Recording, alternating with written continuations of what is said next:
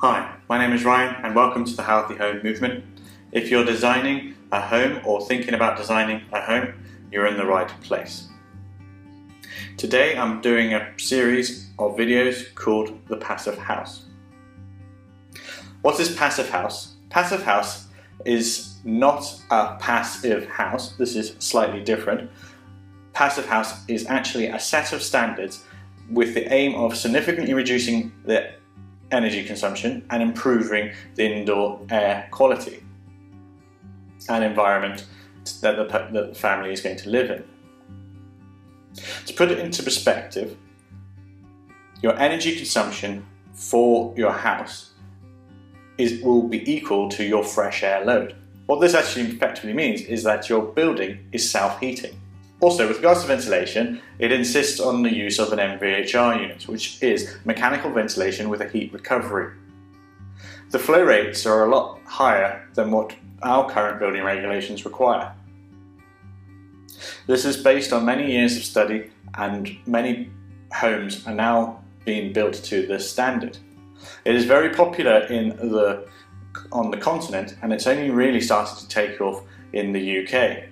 To build a passive house or not to build a passive house, that certainly is a good question.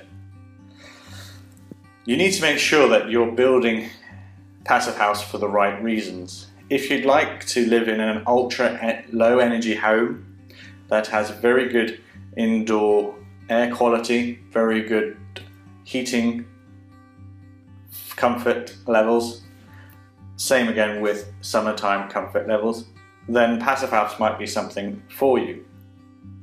What Pasivehaus is not a holistic design approach. It only really considers energy consumption in terms of heating and specifies low energy use on your appliances and lights, which to be honest is pretty much now standard. It does not require any form of renewables or talk about any form of carbon offsetting or other things like water reduction. It predominantly focuses on one sort of area. So a lot of people misunderstand that you're buying or building an eco home. An eco home would actually combine everything and look at the whole picture in terms of its inbuilt and it builds energy into the fabric, how it can be dismantled as well, and renewables like that.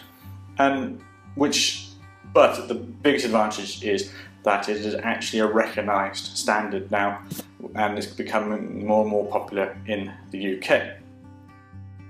Why you wouldn't do a passive house is that it is considered to be quite a stringent set of standards, and to get to 80% of passive house may be just enough for the client's aspirations and budget, rather than going the full hog, which might be exceeding a client's budget. Are passive houses healthy homes? A passive house is a great start to a healthy home. In practice, it deals with low energy usage, deals with indoor air quality, and it deals with another number of ways of actually ensuring things are installed correctly. What it does not do, it does not ensure that you have a good cost model, it doesn't ensure that you have a good contract, and then also it doesn't ensure that other things like drainage and pipes installation is covered at all. So even though it is very good for one side of the building, it's not a full overall holistic approach to installing a quality product. But having said that, if you do go down passive house, you do need to use good, competent installers, and more often than not, they will be able to install a great installation for you, thus meaning it can be classed as a healthy home. A lot of people ask, what is the cost of a passive house?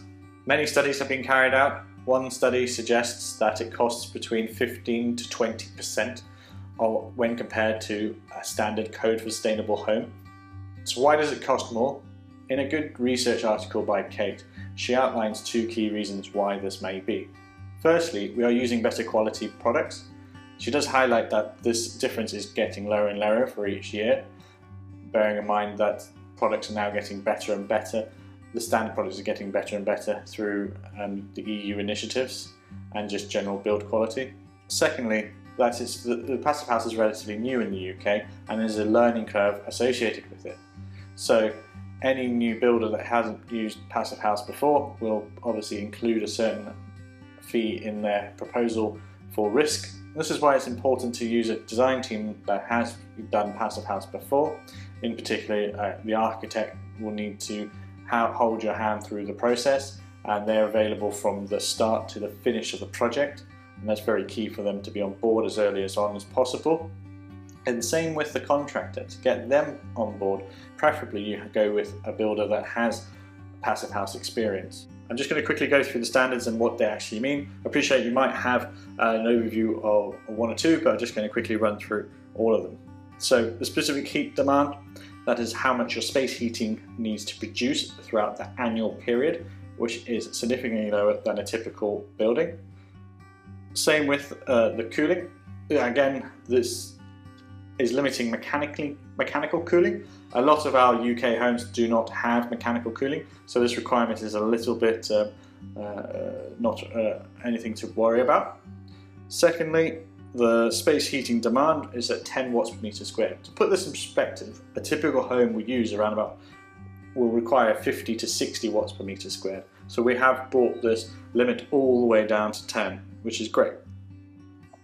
The key one is 120, which is your overall specific primary energy demand for your building, and that's per year. So what a lot of people talk about is the air permeability in a passive house. To put it in perspective, if you added all the holes up, would add up to roughly about the size of a 50p piece. In comparison, a new build home would add up to an A4 piece of paper, effectively the same size as an iPad. So the difference is quite substantial. Same with walls, glazing, installed glazing, and doors. The U values on them are significantly lower. To put in perspective, a glazing unit is 0.8 watts per meter squared, which is the U value. Just if you're not aware of what U value is, a U value is effectively how much energy a material would emit, and depending on the difference in temperature. So so 0.8 would emit 0.8 watts per meter squared of the wall area. So and then per Kelvin, which is a standard unit of temperature. But you're probably more used to Celsius. It's the same thing in this sort of instance because you're using a difference. So the lower your glazing unit U value is, the better its efficiency. So for example, 0.8 is what we require for glazing. A typical very high performance glazing in the UK is considered around about 1.1. So even you can see that 0.8 is very hard to get. A normal glazing unit would be 1.4 to 1.7 is what would be normally expected. We've talked about infiltration. Thermal bridging, that is in each corner of a building is called a thermal bridge because that is where your weak points are. The more corners you have, the more energy your building will release. It's much more efficient to have one flat surface rather than multiple cornered surfaces. That would need to be calculated with your architect. The MVHR units, its efficiency is 0.75. So what this means is that the heat recovery is at 0.75. So you're extracting air from a space and expelling it outside. Before expelling it outside, you recuperate some of that energy, which is 75% of it, by putting the fresh air coming in over the heat exchanger into the space. What's one clear thing to remember is that you're not physically mixing the air, you're just transferring energy from one to the other using a heat exchanger, an air heat exchanger. Ventilation electric limit is at 0.45. That is effectively the specific fan power. We use more of a standard unit of specific fan power in this country, which they both mean the same thing. It's the amount of energy it requires to move your air around your building. So the higher your specific fan power or higher your electric limit, the more energy you're using. The reason why this is important is that some MVHR units can be undersized for the space, which will then require a lot more energy than if the unit was appropriately sized. All appliances have to be A rated. Lighting should all be high efficiency fittings. And on-site renewables, what we discussed before and previous in the series, is that there is no real requirement for renewables, and this is because the standards are looking at energy consumption, energy reduction, not carbon footprint. By reducing your energy reduction, it's reducing your carbon footprint, but it doesn't look at completely eradicating it or providing any additional energy generation on site. Procurement. How does changing to Pasivehaus change your procurement method? Firstly, it just means that you need to have a much more robust design team and builder.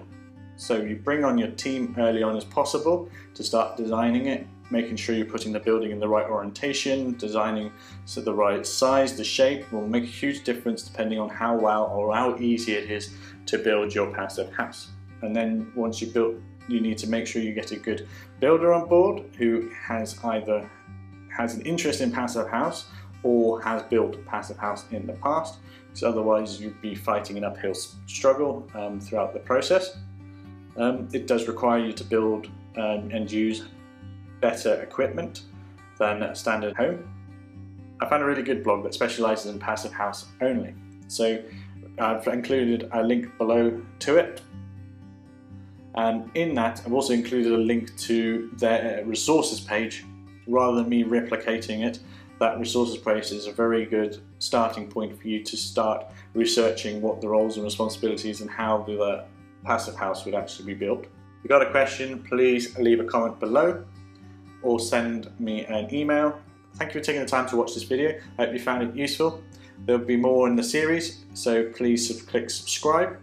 If you have a question, please leave a comment below, or feel free to give me a call or an email. If you'd like to join the Healthy Home Movement or would like to know more about the Healthy Home Movement, please visit us on our website, which is a free community that shares stories and ideas.